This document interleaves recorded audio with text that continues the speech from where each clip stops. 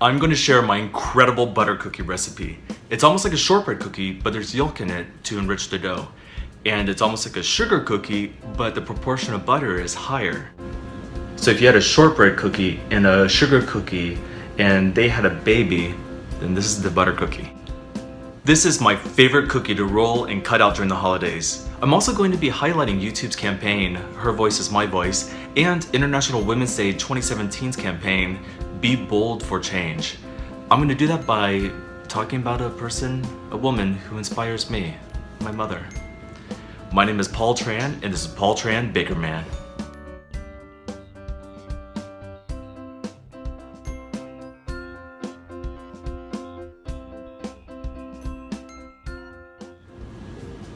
Remember, the recipe is in the show notes.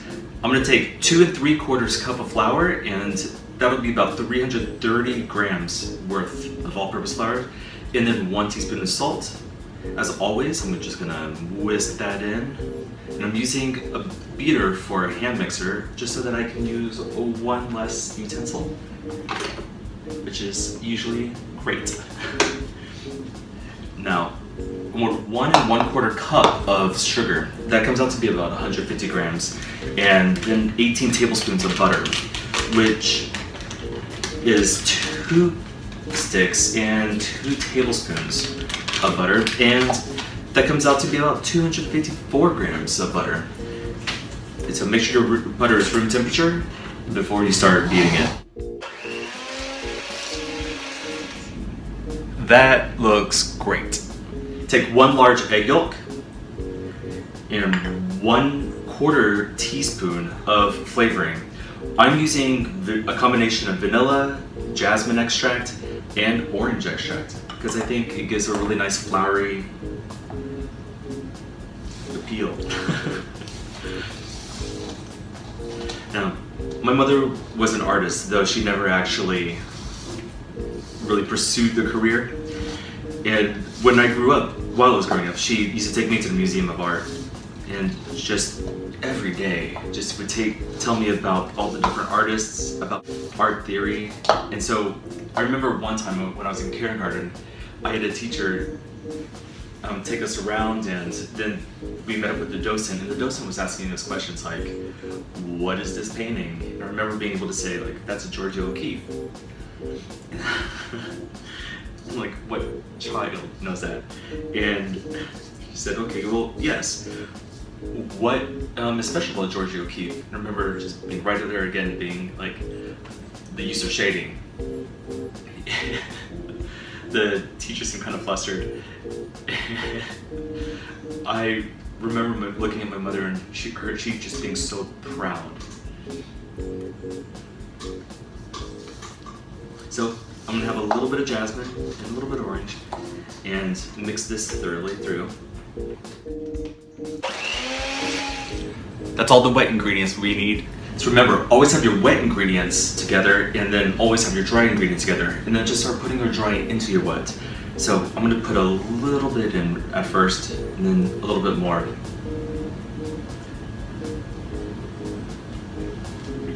My mother died in 2009 from leukemia. And it was hard and it was sudden, and I didn't see it coming at all. She needed a rare form of blood platelets, and I went to the blood donation center to see if I could be a match. Remember during the questionnaire they would ask me, do you have a tattoo? I was like, no. And have you had a blood transfusion in the UK or France within the last 12 months? It's like, no. Have you had sex with a man since 1977? So when? And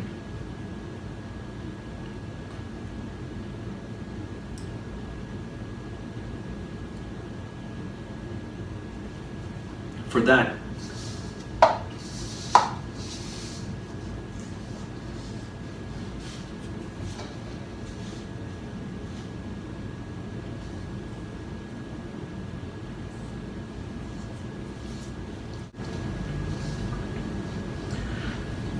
should I have lied? Could I have talked them into it? What could I have done? My mind was racing, and the nurse interrupted my thoughts. by asking, "Are you okay?" And I just whispered back, "My mom is dying." She said, "I know." So I left. I still don't know if I'm a match for those blood platelets, and it's still illegal for me to give blood in the United States.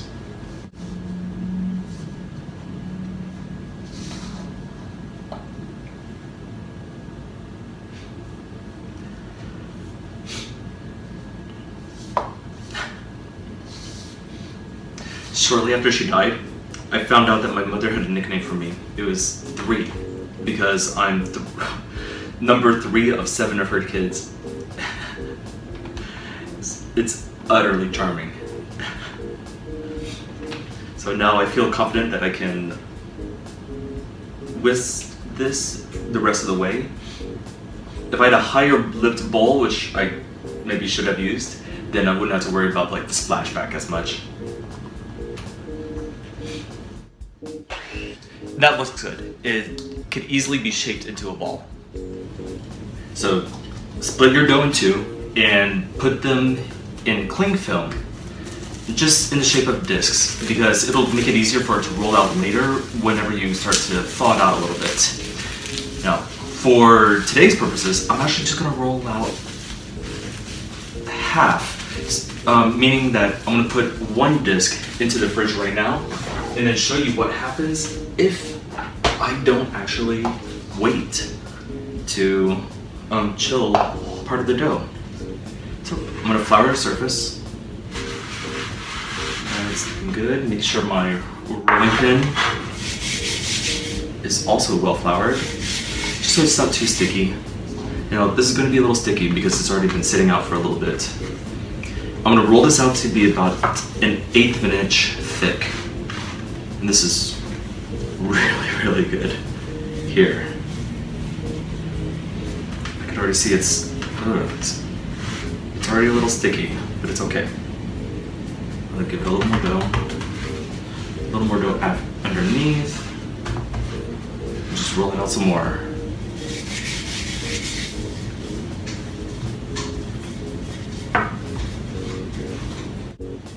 My dough looks rolled out. I'm gonna take a cookie cutter. Really, any size is good. I'm just gonna cut the cookie cutters.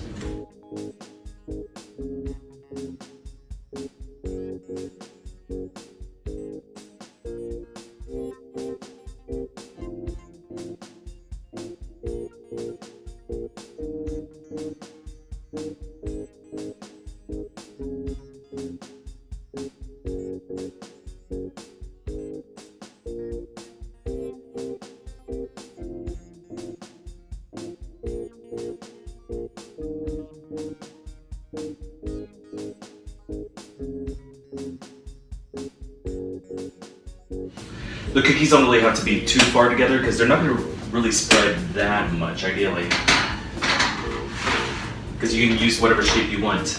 So that's at 350 degrees, and I'm going to set that in for about 12 to 14 minutes. For today, I'm going to take it out at exactly 12 minutes. So this is the disc that I've let chill for 2 hours. You can either let it chill for 2 hours or just overnight. And then I recommend that you actually take it out for about 20 minutes before you start rolling it out, just to help soften butter a little bit, so it's not too terribly hard when you start rolling it out.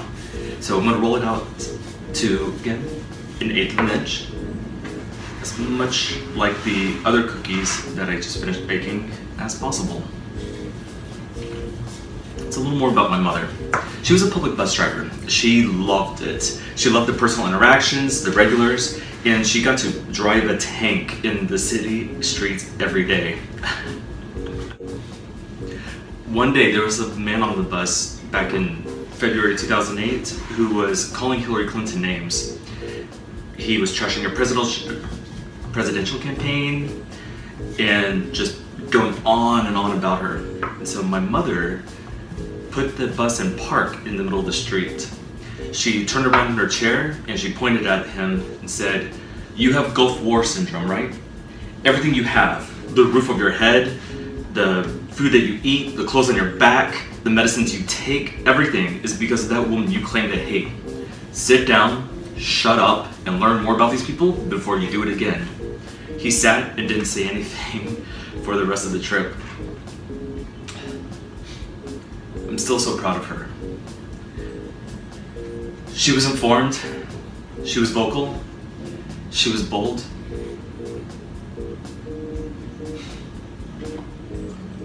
She was my mother.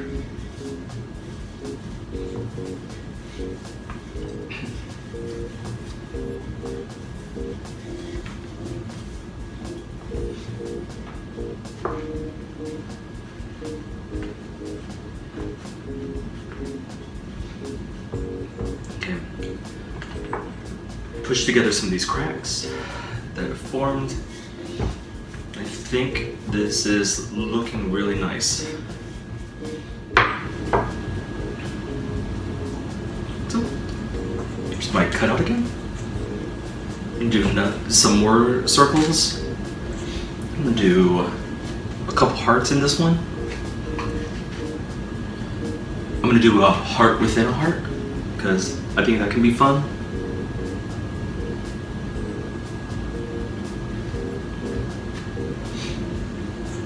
And then some more circles.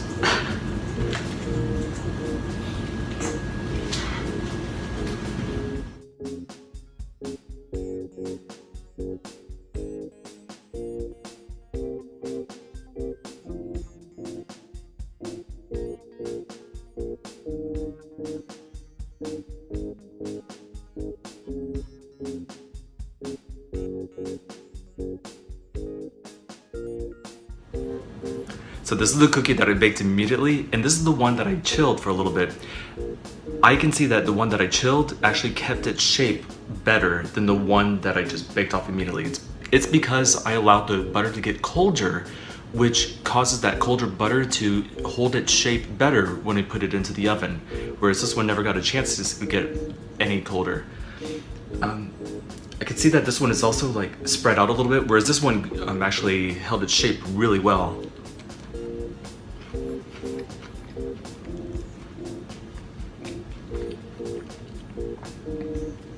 There's a definite difference in taste and texture. With this one, the flavors are less concentrated than the one in this, and it's a little bit more crispy than this one. This one has a really nice finish to it. And that's because when you put it in the fridge, you also let the liquids just redistribute throughout the dough itself. Because basically, you're allowing the flour to reabsorb some of that liquid, and it allows that to really concentrate the sugars within the flour itself, and that's what's really nice. So that's why you set your butter out to chill. Oh, not your butter. That's why you actually chill your dough before you use it. How can I honor my mother, the other women in my life, and International Women's Day? The theme is Be Bold for Change, and my plan is to celebrate women's achievements, particularly in gastronomy. So you may know of Julia Childs and Dory Greenspan, but I encourage you to also check out Molly Weisenberg. Her blog is Orangette. She has a cookbook out called A Homemade Life, and she puts out a podcast called A Spilled Milk, or the Spilled Milk Podcast. I'll include some links. YouTube is also honoring women with hashtag Her Voice is My Voice, and One Voice with 1,000 words comes from Rachel from the YouTube channel Anime, like animate. But look at this, it's me. She drew me. That is so fantastic. So a picture is worth this 1,000 words, and her voice is my voice. It really belongs on my fridge. This is where it's going to come to live. I love it. Like this video, subscribe, and show me your hashtag Be Bold for Change and or hashtag Her Voice is My Voice in the comments.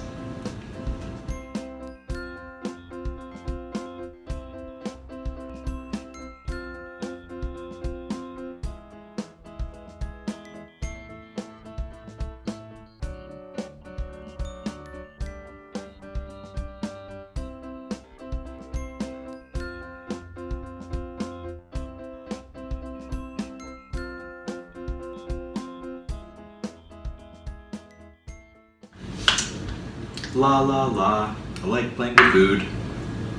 La la la, put some jam on my cookie. La la la.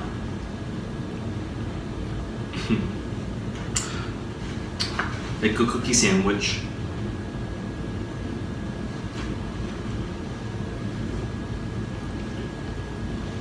Strawberry jam cookie sandwich.